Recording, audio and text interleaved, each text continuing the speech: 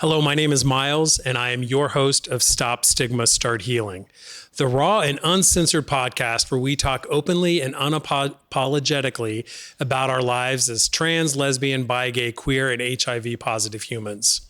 Our goal is to stop the stigma that prevents us from getting the health care we deserve. Each episode, we feature real people in our community in conversation and storytelling. And here is our disclaimer. The experiences shared here are valuable and important. They are based on the lives of those in the space and some of you who are listening. Prepare to be educated, shocked, seen, triggered, and informed. But no matter your response, keep the conversation going. Start healing. So I get to spend my evening with these three awesome humans. One I just met more recently. I was going to say out on the street, but that seemed odd. But we've had some conversations prior to today. And two of you I know a little bit better. But if we could first go around, say our first name, pronouns, and then a brief little introduction, like what do you want those at home to know about you? And why don't we start here? We'll go around if you're ready. I am Francesca. I usually use she, her pronouns. I really don't care what you call me. The best thing you can call me is mama, friend, or advocate. So what do you want us to know? Just a brief little bit of you. And what I want you to know is that no matter what your struggle is, it is worth going through it, because every obstacle you face is there to get you to the blessing on the other side, or your come up, whatever word you want to use, blessing, come up, whatever, something better is just over that speed bump, no matter how small or large. And it's just getting over it, around it, through it, however. Okay. It's getting there.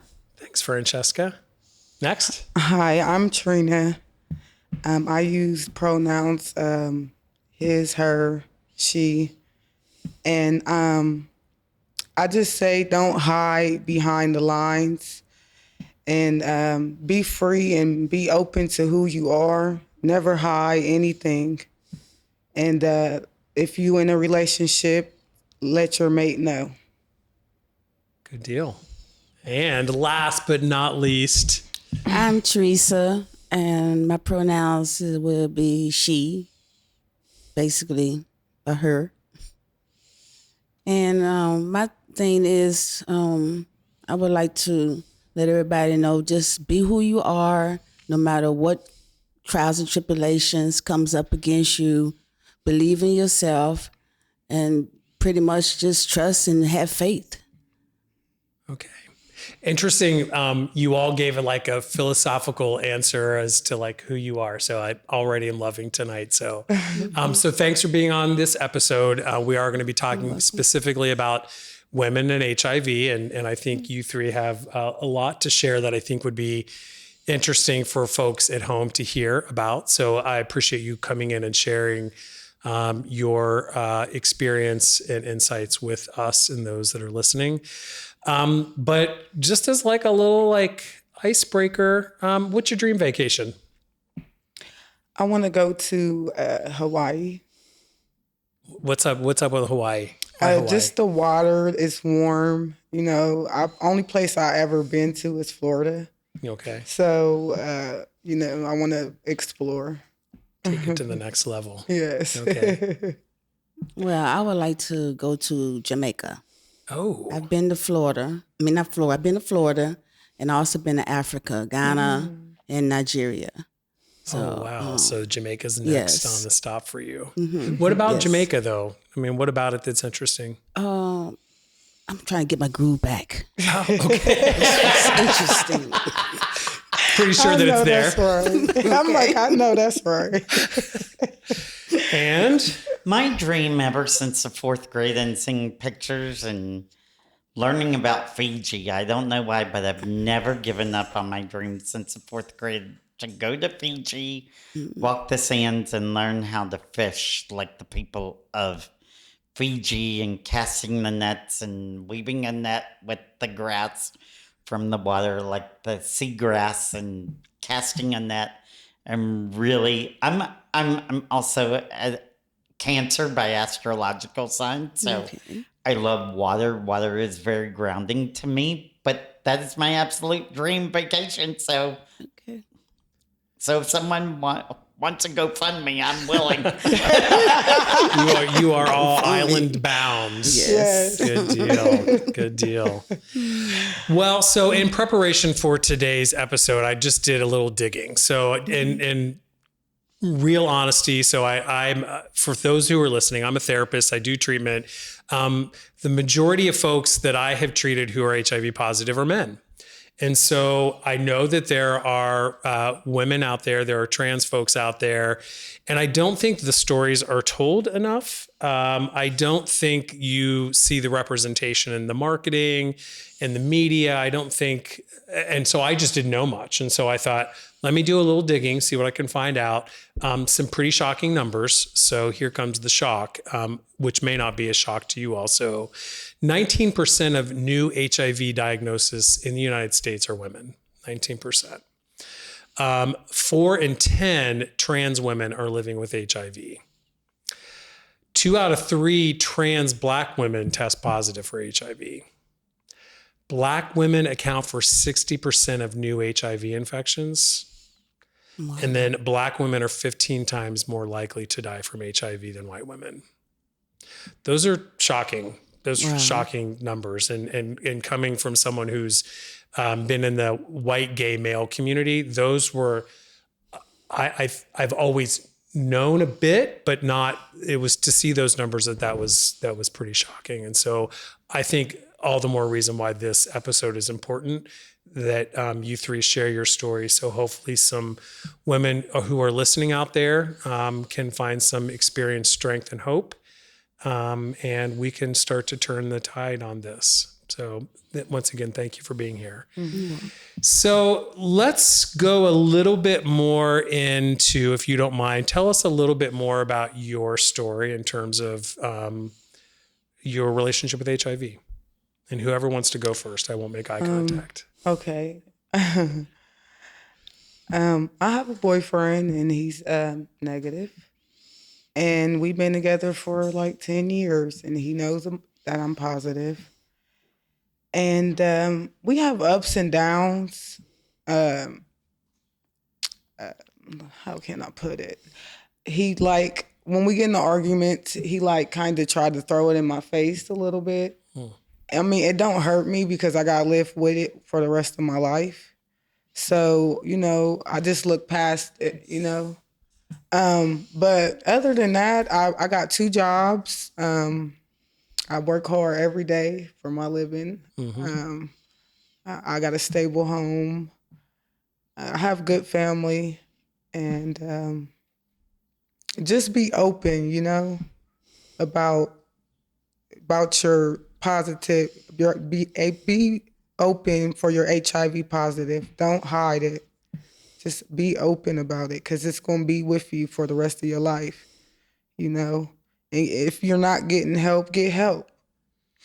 Do you mind if I ask a follow-up question? Yeah. Would you feel comfortable sharing a little bit more about how long you've been HIV positive and what that health journey has been like for you? Yes. I learned in 2008 that I was positive. I was with another guy. We kind of went to the blood bank and got our blood drawn, but they said no. I had to wait around for a while. And we found out together, but he stayed with me. Okay. He was negative as well. And it's been a journey. At first I was scared to let it out, I was scared. I was hiding behind everything because I didn't want nobody to know. I didn't know if anybody was going to treat me different. So, I kind of hid it. But my boyfriend, he told my parents and, he told a lot of people. And then I just start being free and open about it. Okay. Thank you for that. Yeah. Okay. It's been a long journey for me. It's been 27 years. This was in about 1996. Leaving a husband, relocating to Georgia in 1996. And I met someone like 2 months later, and we got in a relationship. And 6 months later, we broke up because he just wasn't. It wasn't working out for us.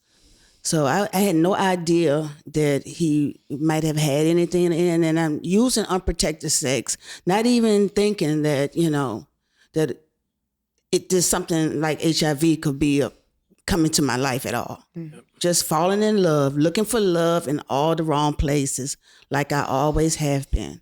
So I caught the flu, and within that 6 months, and next thing I know, I had 2 lymph nodes on the back of my neck, and I kept feeling them.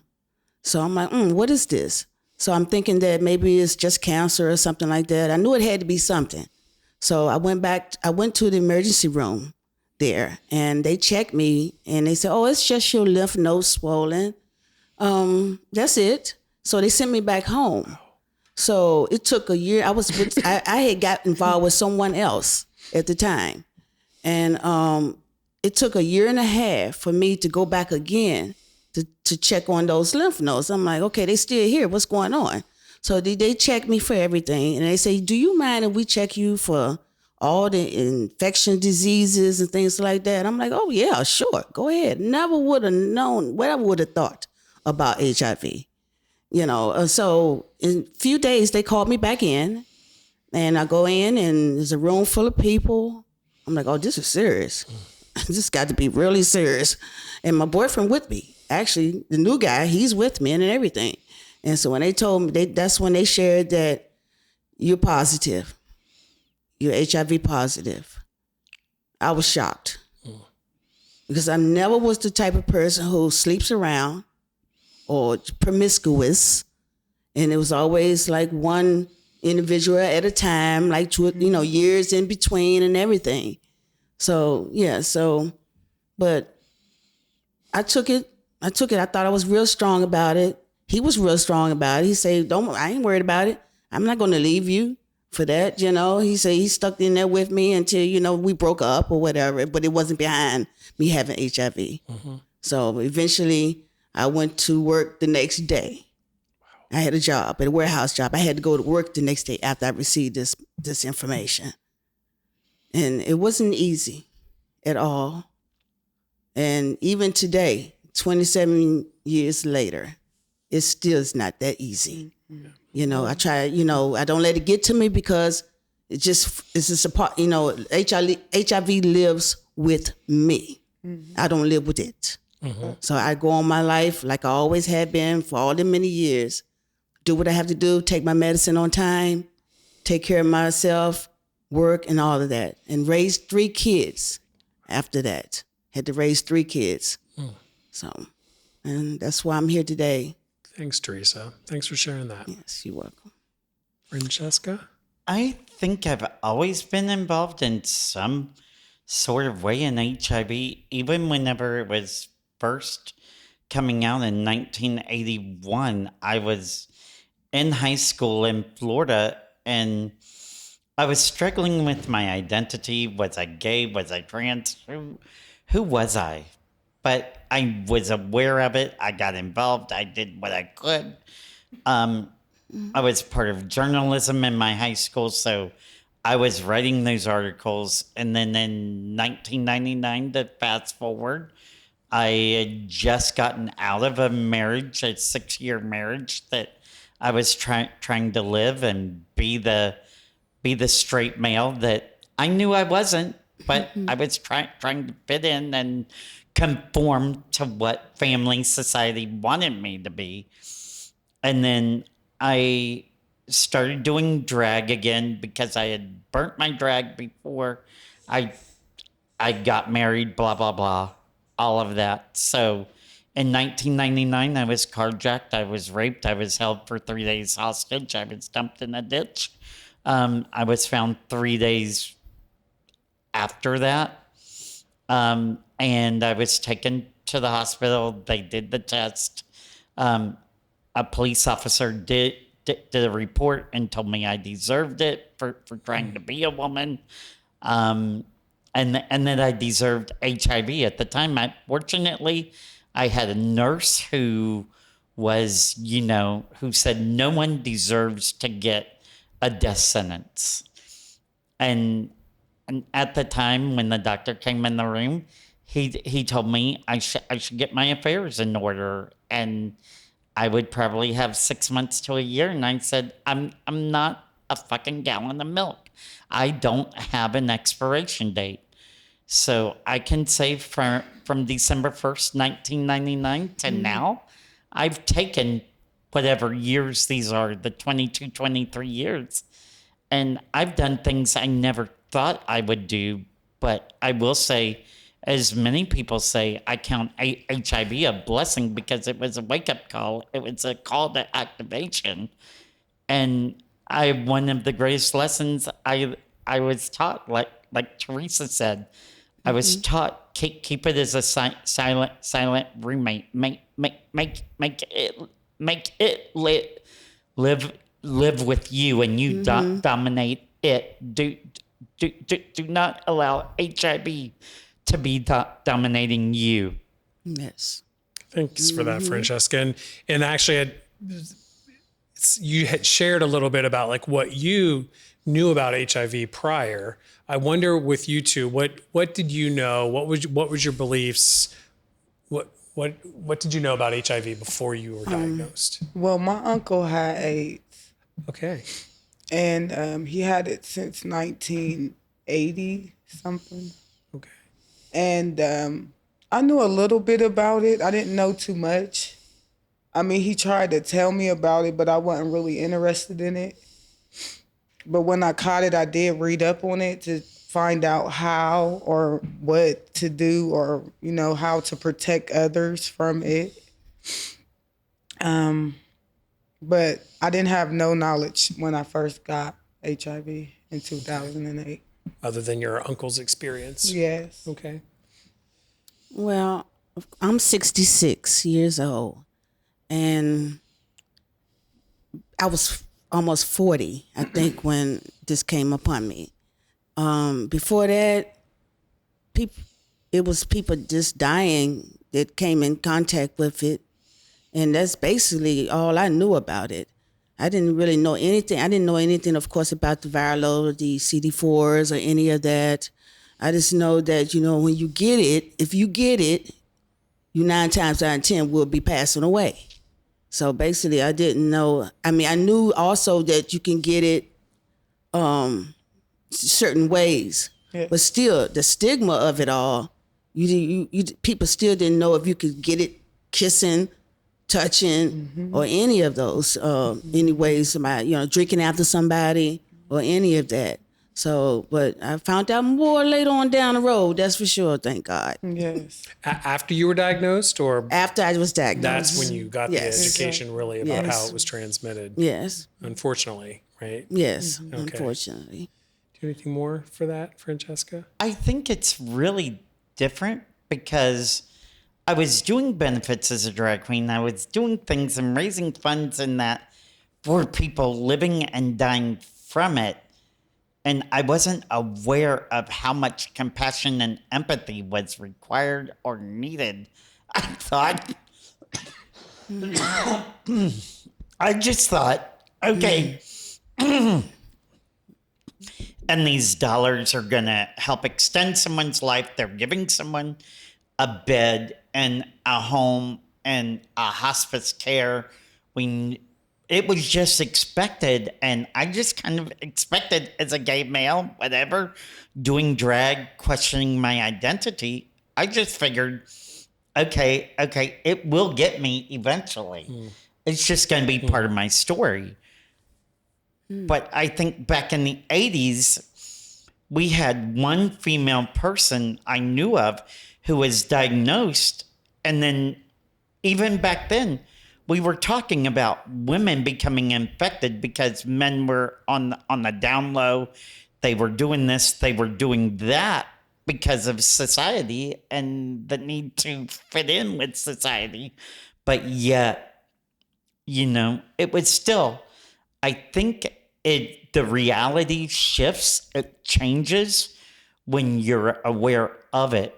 But whenever it comes home to reside and take up residence within your body, your temple, your space, your sanctuary, whatever, then it becomes real. Then it becomes, oh, this is a real wake up call. I really have to really learn compassion and empathy for myself so that I can give it to others better. Yeah. How did families? You mentioned a little bit, Trina. How did your families and community initially support you, and how has that changed? Okay. Yeah. So when my mom told her mother, and then it just spread it throughout my family. So when I was at gatherings, it was like, do y'all have plastic forks and spoons? Don't let her hit our black, or, just little stuff I noticed.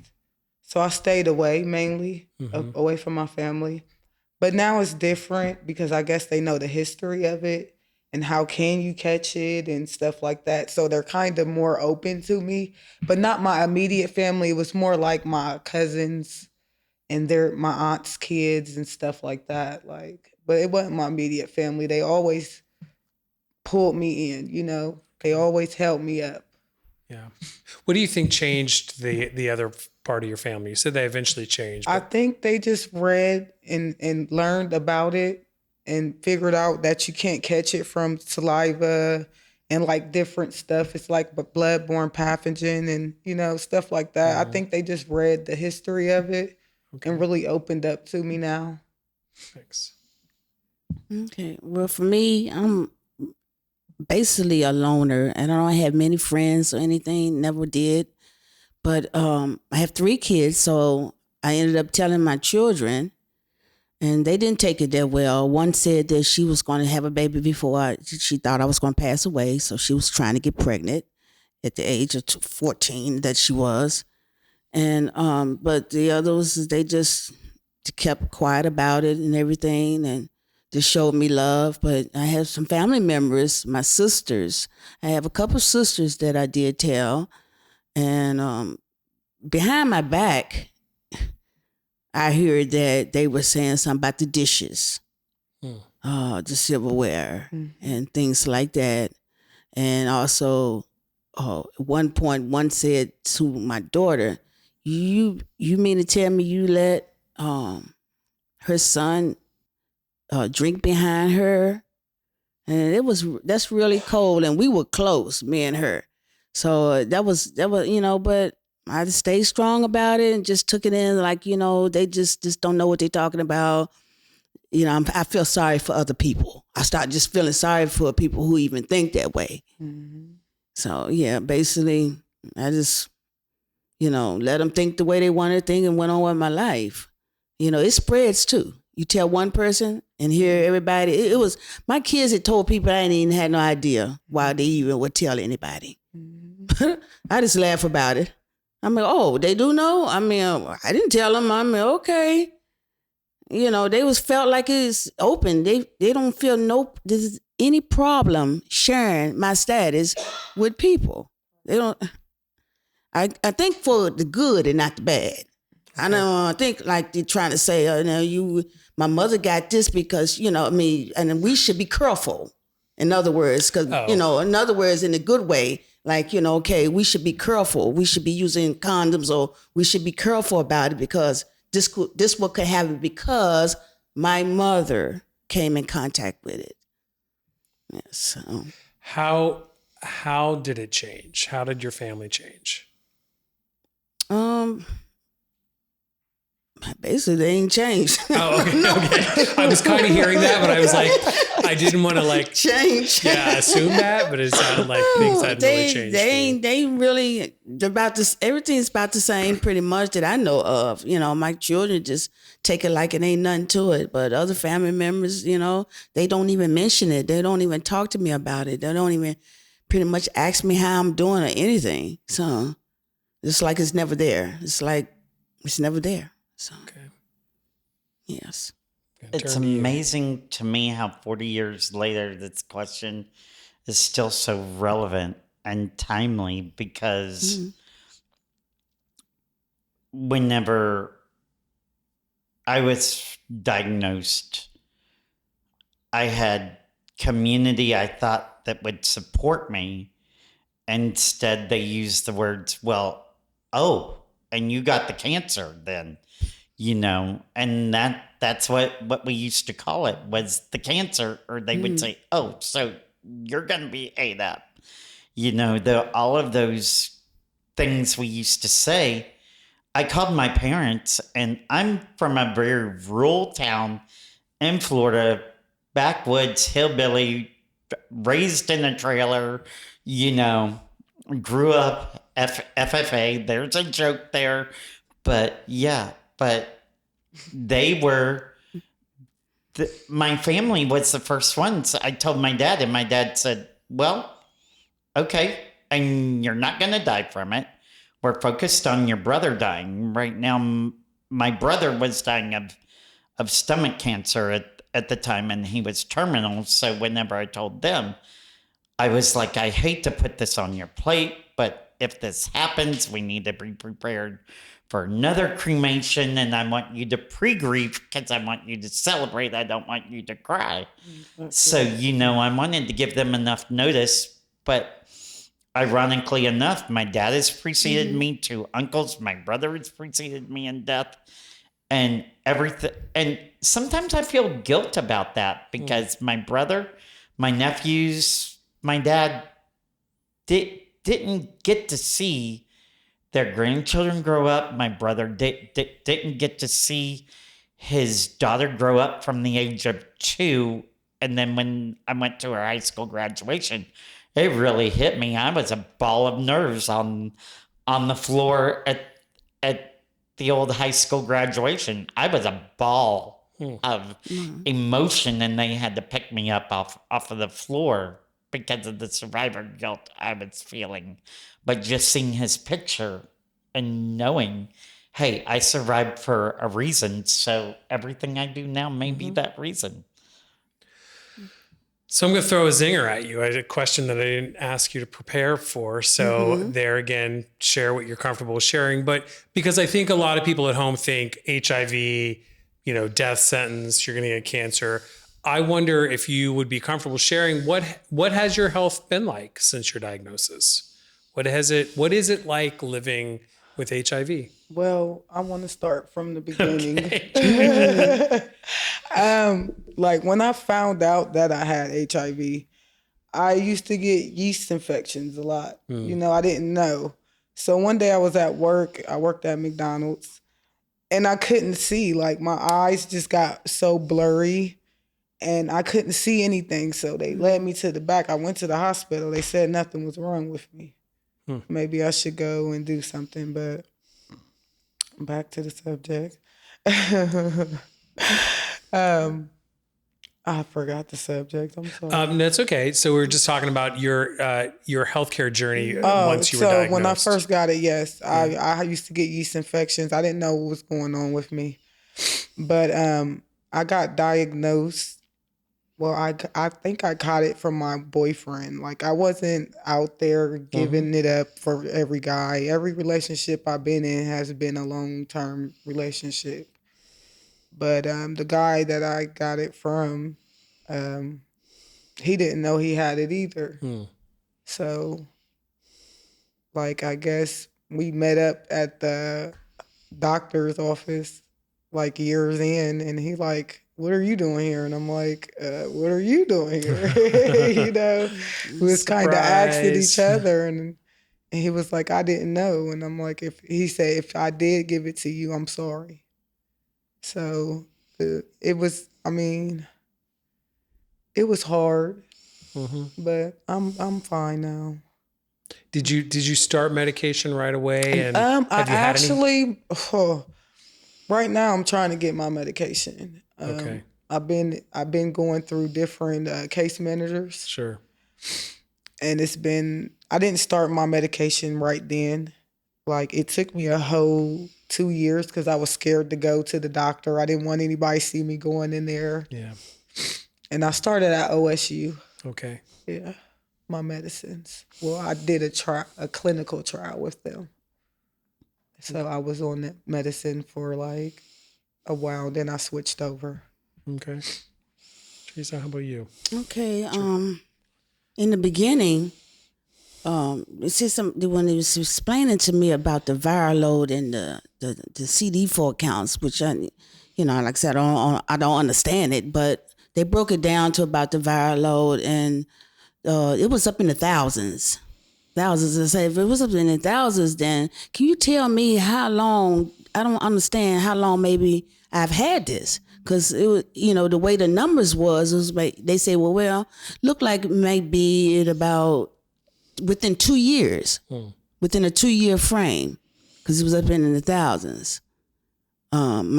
I think the CD4, was Your up in the viral load was up. yeah, the viral load was up in the thousands. So the CD4 was 400. Okay. It was 400 and something at the time. So they said that they would go ahead on and start me off medication right away. Yeah. And I said, okay, and then the medication they started me off with, I don't know, I've been on about at least 4 different types of medication. But in the beginning, the medication started to make my legs hurt. My legs was hurting. I'm saying, oh no, my legs, I'm not taking this. So I said, I'm gonna stop taking it. So they did. So then, at one point they had to put me on a genotype. They had to do me a test to see which one of these medicines would agree with my system. Yeah. And they told me that according to your system, you are limited. You are very limited to these medications.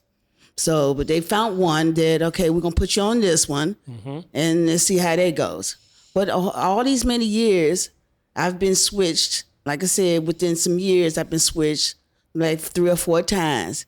Either the cholesterol done went up too high. One of them affects cholesterol and different things like that. So my doctor took me off of those.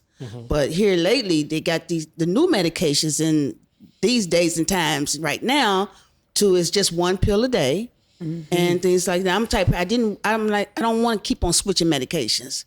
And my doctor knows this. I don't want, here I'm on this and the next minute I'm on that. No, so I'd be skeptical about changing medication. Yeah. And then he just broke it down to me about this new one that they have out that's just 1 pill a day and that's all you take. I said, okay, I try it. So far so good. Everything is good. The viral load is undetectable, and it's been undetectable for some years though. It's been at least 15 more years since I've been undetectable. Yeah. And my CD4 is like running 1,200, 13, 14, 15, 16, 17. The highest it went was 1,800. Wow. The CD4. That's the highest. Amazing. For those listening at home, that's really good. Yes. That is really good. Yeah, I'm always concerned about this. Sure. The way they got it now is that they only looking at your viral load. But I'm not. I'm looking at my CD4 too. And the reason why I want to keep up with my CD4 because from the beginning it was 400. And they said, okay, it's 400, but 200, if you get 200, that's the AIDS stage. Then you will be diagnosed as having AIDS. Yeah. So that's why even today I'm concerned about my CD4. Okay. Because it can fluctuate up and down, around, and they say, so you never know. Just that, but I do. I want to keep up with mine, and I always will. Good. And I'm not a medical provider, but let's see if we can agree on some definitions. So CD4 is our immune system, the level of immunity is like I always think like the warriors in our body that kick it fights off infections, butts when it gets in our body. The viral load is how many copies of the virus are in your detected. Yeah, that's certain how amount of your much blood. can be measured. Within your blood draw. And so you're saying above 200 CD4 count keeps you in the HIV range. Below 200, 2 in the boy. I was at 8 at one point. You were how much? 8. 8. Yes. Your CD4 count got as low as 8. 8. Did you have any health issues as a result? No. Because that's really low, right? Yeah. It's a blessing. Yeah, I it's think a it's blessing. also Blessing. I think it's also important to recognize and say when you have an AIDS diagnosis, you will always have an AIDS diagnosis.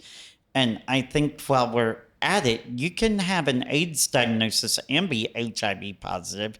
You can be double HIV positive as well, or triple or quadruple HIV But positive I still because have of the HIV. strains. Say that again. I still have HIV. HIV? I have not Okay. went over to Not AIDS crossed yet. over. Yes. Okay. Do you want to tell your health journey? Well, for me, I think my health involves a trinity, and I say a trinity because I'm also a licensed ordained pastor, and I don't care if you have a faith or no faith. Having no faith is still a faith to believe that there is nothing to believe in, so that's still a faith. But for me, it's about my mental, spiritual, and emotional. And what I will say is that all of those have been affected. I mean, especially as a trans woman, they've been affected. Um, I will just say my mental health. I've been in therapy for over 30 years with my gender identity, dealing with trauma. I've just entered trauma. And I think this is the first time I'm going to say this publicly or whatever, but I have struggled with hoarding for the past 25 years.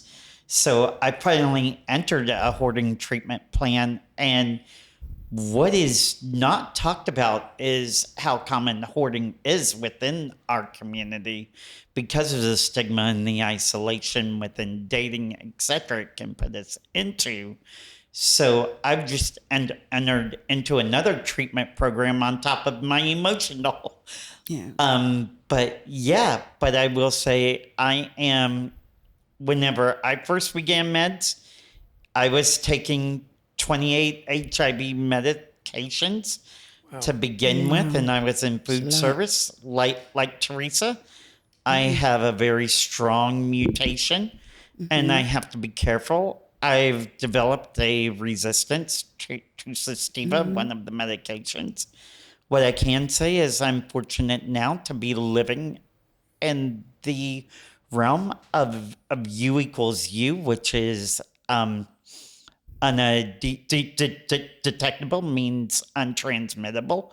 So I cannot transmit. I would never want to intentionally transmit. And I'm also on Cabenuva every other month, and I like that because there were days I would forget to take my pill. So now I'm not worried about missing my HIV diagnosis, my HIV medication, it's all the other stuff. But as a trans person, to get some of the other surgeries I needed because of the belly weight that many HIV people carry and did carry back in the day, I had to have bariatric surgery, which is weight loss surgery to remove this extra fat. So now my health, I'm eating every 2 hours. My health is really important. I don't take it for granted. But yeah, so I just felt like, hey, if saying I've struggled with hoarding and that helps you out there, just know you're not alone. We are going to take a short break for a little commercial, and we'll be back with a few more questions. So join us here in just a few minutes. All right. HIV can lead to isolation. Make connections and find support that helps you heal. Let's talk. Living Positively and Positive Sisterhood are two of the many HIV support groups you'll find at equitashealth.com. Check us out. Start healing.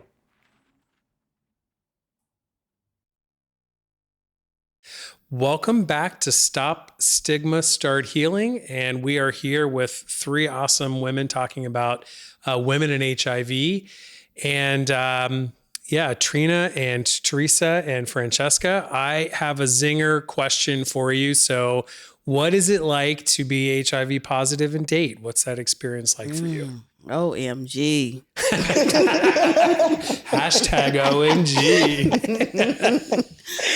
Well, For me, I've been married 6 times. I think it's been 3 times after I've been diagnosed. It was 3 times. So it's still, I'm divorced today. And what I can say about it is that it's still something that carries on from every relationship that you get. Thinking the question that you have to, what it is that you have to tell the person who's trying to get involved with you. And that main question you have to tell them is that you have to tell them that you're HIV positive. That has not been an easy journey, and it still is not an easy journey. It gets a little better, I guess, every relationship, because I'm trying to get bold with, okay, once a person say they like me, then they get into trying to maybe get serious with me, maybe then I'll tell them that I'm HIV positive. That way I can see, okay, if this person, I don't care if they leave or whatever, it don't matter to me. But most people that I've been dating has been actually negative people. Negative. They have been negative. So it's not like I had to go jump in, find someone that's positive too. I feel like I don't need to do that. I shouldn't have to do that. I'm looking for love. I'm a woman that's looking for love like everyone else. Just whether or not no matter what they have. So, but all in all, it's still, I'm not going to let HIV stop me from love or stop me from getting married again or any of that. I might be on my way to marriage again. And you heard that here, that she is single. I heard a little plug in there. Don't define me. I'm a good woman. A woman that something happened to her and that's about it. Yeah. Other than that, people need to look past that. It's a lot of women out there, and I know you all is out there. Don't be scared. Don't think to have low self-esteem and belittle yourself and think that HIV is going to stop somebody from talking to you. Then nowadays, most of the guys told me they don't care. I don't know, maybe they was on drugs.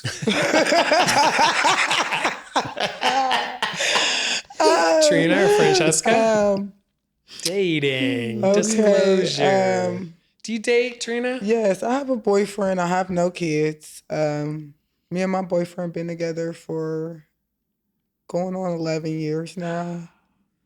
And he's not positive, but he give a lot of negative energy about me having it. So I would say, be open to your partner, but don't let them down you or degrade you or tell you you're nothing because you have HIV. Don't let them, get in front of people and then try to put your business out there when it's not their business, Just be free and be open to what you have. Mm-hmm. Thanks, Trina. Right. Dating is really difficult for me as a trans woman because it's like the devil coming out every single day as a trans woman. Even though I put it on the dating sites, hey, I am a post-op trans woman. Meaning I've had my gender confirmation surgery. Then I put I'm living with HIV. I'm HIV positive, living in the U=U realm.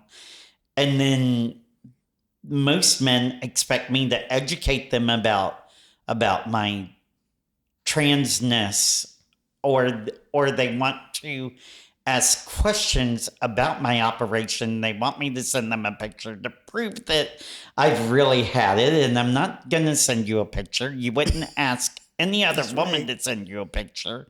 It's really difficult to date. And also with the laws, like disclosure. And I just need to throw this in there because I'm also on other committees. Even if you're pos and you meet someone else who is pos, you have to share your status with that other pos person. Otherwise, you can be held legally responsible for not disclosing your status. And if someone wants to go for cocktails, I generally don't go for cocktails because a person living with HIV, if you have cocktails and you go to bed with someone and they wake up the following morning and they have second thoughts, they could say, well, you never told me because I wasn't coherent. I could not comprehend because I was drunk, whatever. Those are different issues. However, as a trans woman, all those laws affect me really. I'm always cautious about dating who I date because I never know. Because as a trans woman, when I lived in Charlotte, I was stabbed in my head 15 times. So my head has been stapled in the back 15 times with 15 staples. I don't mean 15 times I've had staples, but there's been a series of staples in the back of my head, whatever. I'm trying to make sense of what I'm trying to say. But what I will say is it's really, really difficult to date. Now, I will say I'm on Facebook dating, and I've had men say, well, I'm in the same boat as you living with HIV, but I'm not as brave to put it out there. And so, yeah, there's another plug. I'm single, ready to mingle. So maybe there's a podcast in there for you to bring singles together, Miles, and bring us together so we can mingle. This is the dating game. Yeah, play the dating game. I want no part game. of that. Yeah, I will say just to piggyback on that, and I know you're probably aware of it, and others are as well, that there is an attempt in the state of Ohio they're working on the modernization of the HIV disclosure laws. And so there are opportunities for people to get involved. If you're listening at home, they're not removing the disclosure laws. What they say is they're modernizing it and the way the information is shared and who needs to get it and when do you need to get it. So there are efforts to change that. Because I really think about the laws. Children who are born HIV positive, and we have children who are born HIV positive with the law already held against them, and before they can speak, how does a baby who can't speak disclose a status when they're playing on the mat with another baby? How does that happen? And that's a fear with some people. And just for the record, so that many of you know, we call those individuals lifetimers. Instead of long-time survivors, they are known as lifetimers. Okay. I was recently informed. But we will bring it back to women. Please. Okay. I invited you all here to speak, and I want to make sure I've asked you a lot of questions, and you may have come in tonight with some things that you wanted to make sure that folks at home heard. And so you got a hot mic in front of you. Here's your moment to share what you want to share with people out there in podcast land. And Trina's like already warming up her vocal cords. Well, I did want to have children. Okay. But I'm like scared. My boyfriend right now, he wants to have a baby, but I'm scared to, I don't want to bring my baby in with that, I mean, it's not a bad thing, but I just don't want them to go through what I went through in my life. A relationship is good. It's a good thing. I've been in it for a long time. I mean, he is encouraging. He encouraged me to make sure I take my pills and stuff like that. But thanks for that. And you can be a parent and have HIV. Sure so can. that's my doctor have acknowledged that to me. But I just I just don't want to take no chances. Sure. And there's other ways to become parents. Yeah, I know. Yeah, you know all of these things. That's for the birds and the bees. That's the next podcast. Okay. How about you, Teresa? Okay. What was the question again? You came here today. What message would you like to make sure that you share with the women folk listening? I think I want to share that as women, we need to stick together. And I know there's a lot of women out there that's HIV positive as well, but we can't seem to even come together with the meetings, support group meetings and things for women. And there's some out there. The one I'm in now is not even just for women. It's for whoever. And since I have been a part of it and in the last few months, because I strayed away from meetings as well, but I think we need to start back coming together on this and to be able to share our life, situations with each other. And I think it helps a lot. I've been feeling really good about the meeting, the support group meeting that I've been going to. I just I'm not going to miss. I don't even want to miss. So I make sure that, nothing is going to come that day. And I just want to make sure I'm coming. It helps a lot, I think, for as far as talking to each other in the same space. And we all, dealing with the same situation. But it's, it seems like, nobody comes out. They don't want to participate in these meetings. And it would help a lot for each one of us to be able to come together, and you can learn from each other as well. And it is about support. Mm-hmm. It's about support. So as we all in this together, and it's just not me or you, Trina or Francesca. It's a lot of every other woman probably out there that can come to these meetings, and we get to know each other and maybe do things with each other and things like that. So that's what I would like to share. What an amazing ambassador. And HIV is very isolating, right? It's it can very feel isolated. like a very private, scared. It's They're scary scared thing. Yeah. People be scared to express that they have HIV. It is hard. It is hard. They just don't want you to know they have it. It is, when, you can't even look at a person and say, oh, they got HIV. Yeah, you will can't. really be surprised. Yes, we would really be surprised. The people who are walking around just like we are in stores, in the grocery stores, in Walmart, at church, number one, places that, that people are actually positive. Mm-hmm. But they don't, it's fear. It's fear. And we just can't let fear keep on sitting into our lives, destroying our lives. Amen. So that's what, that's what I wanted to say tonight. There was our soundbite, by the way. Thanks, Jason.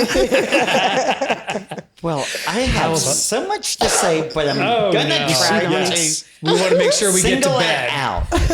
Yes, we do, and I have a dinner to go to. Yes, you do. I'm meeting my brother and some friends. Okay. But what I want to say to you is this: it is okay to be a woman and be sexually healthy and be sexually worthy. It is okay to want it.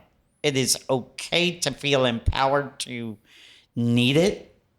And like Trina said, you don't let anyone make you feel less than because you are more than. Mm-hmm. And what I want most of all for you to know, it is okay for you to take your sexual health, your sexual wellness, and your control. It is okay for you to carry the condom. It is okay for you to carry the lube. It is okay for you to carry it in your purse like a tube of lipstick or your fragrance or whatever. It should be part of your healthcare package or your first aid package you carry in your purse. And I just want you to know, I hope those of you living with HIV become more active, become involved. Because if you say politics don't matter, it does matter. Because everything matters. It's not about a water fountain anymore. It's about your rights. It's about your rights as a person living with HIV. And if you're not at the voting booth, if you're not showing up, I always wear my ribbon whenever I'm a precinct official. I always wear my trans button or wear trans colors to signify so that someone knows someone is there who looks like them, acts like them, speaks like them. And I think it is okay for you to write these boards and marketing and your ASOs and say, I need to see someone who looks like me on your boards. I need to see someone who is kissing me as a straight woman. I need to see a man kissing me. I need to see that love when I come in here, and it is okay. So I just want you to feel hopeful, inspired, and know you can be victorious. That's right. Yes. Very good. Well, I appreciate all three of you coming today. I've learned a lot about HIV, about being a woman who has HIV, living positively. I also, fun fact for those listening at home, I also got schooled and you don't put your purse on the ground. Yes. Do not. So that was another takeaway that I have for tonight, because apparently if you put your purse on the ground, what's that mean? It's bad luck. Bad luck for what reason? You never put your bag on the ground or you will go broke. So ladies, please, your bags never go on the floor. And besides, and you never know where those shoes have been that have walked on the floor. So don't put when you anything on the floor. bag I think down that's what on you're the floor. saying. Okay. So Thank you very much, Francesca, Trina, Teresa. I appreciate your time and your willingness to share this important message to folks out there listening. So for those of you at home, stay tuned to our next episode. Thank you and good night. Good night.